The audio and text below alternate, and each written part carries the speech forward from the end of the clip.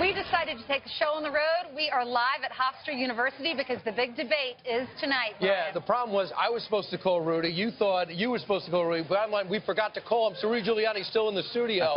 He's Sorry, sitting on our Rudy. couch. I apologize, Mr. Mayor. No, But that's you did. okay. I like it here. Brian was supposed to pick you up. In fact, I can ask Brian, myself. Brian was supposed to pick you up. I can ask myself questions. I can go here, come back, go here. And there you go. And don't touch Steve's seat. He gets very sensitive about that. But, Mr. Mayor, there's very few people I could talk to outside the Trump family that know about Donald Trump's preparations better. And I know it's easy to punt and talk generically about this. But can you bring Fox and Friends and our viewers inside the Trump preparations? How they built? I like the analogy that you had with Ed Rollins about a boxing match. I was a little bit of a boxer, my father was, and this is sort of like you get the person ready the way they want to get ready. I mean, she wanted to get ready.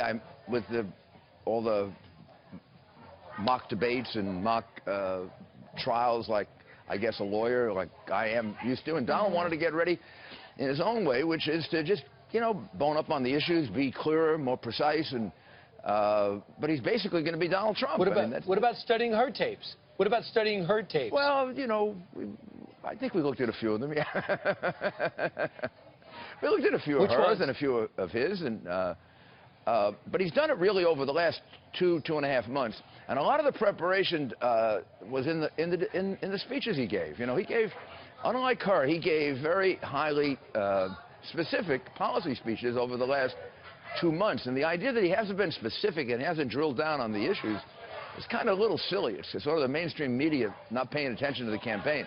He's been more specific at this stage of the campaign, certainly, than she has. And he's been more specific than most presidential candidates. I mean, I can tell you his tax plan, right? You know what it is. He's going to go from 35 to 15 on the corporate tax. He's going to go from 33 way down to 25 on the top rate. He's going to take poor people back right down to 15%, and a lot of them, of course, aren't going to be taxed at all.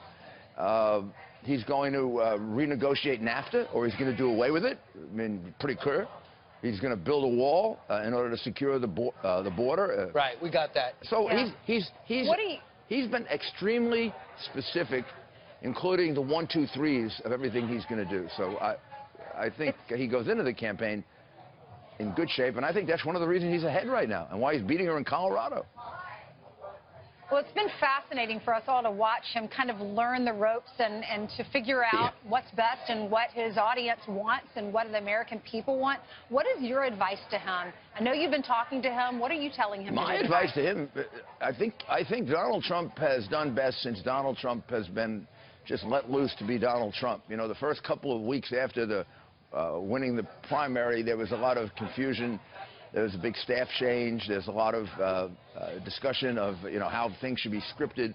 And I think what we've all found that are working with him now is you let him be himself. This man is an extraordinary political thinker himself and a great communicator.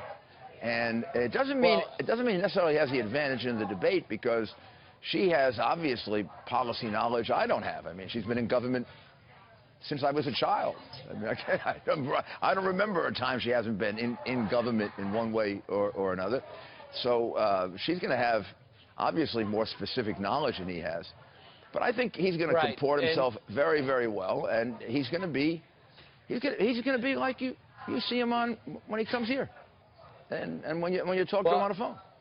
It could be Donald Trump. Mr. Mayor, I'm sure she's going to memorize everything that she has to about Donald Trump's performances, because we already know about her. And evidently, if you look at what John Dickerson asked on Face the Nation, if you look at what Tim Kaine said on that very same program, if you look at what others are bringing up, including her surrogates, they're all trying to say that he is a liar, doesn't tell the truth. When does he tell the truth? Are you ready for that type? Is he ready for that type of scrutiny? Well, I can't imagine that probably the biggest liar that ever ran for president of the United States is going to bring up lies. I mean, she told the FBI she didn't know what confidential meant, what C meant, when she said it was an alphabetical order. And, of course, there was no A, B, D, E, or F on the page. I mean, this is the woman who's lied maybe 15 different times about Benghazi and told 3 different stories. So I think if she wants to get to the area of lying, she's lied about things that imperil our national security. I mean, So right. That's a tough... And Mr. Mayor, I'll have to leave it there. Okay, that's a topic we would love. Right, and obviously you have all the Danish you want because no one else is with you in the studio. Thanks so much, Mr. Mayor.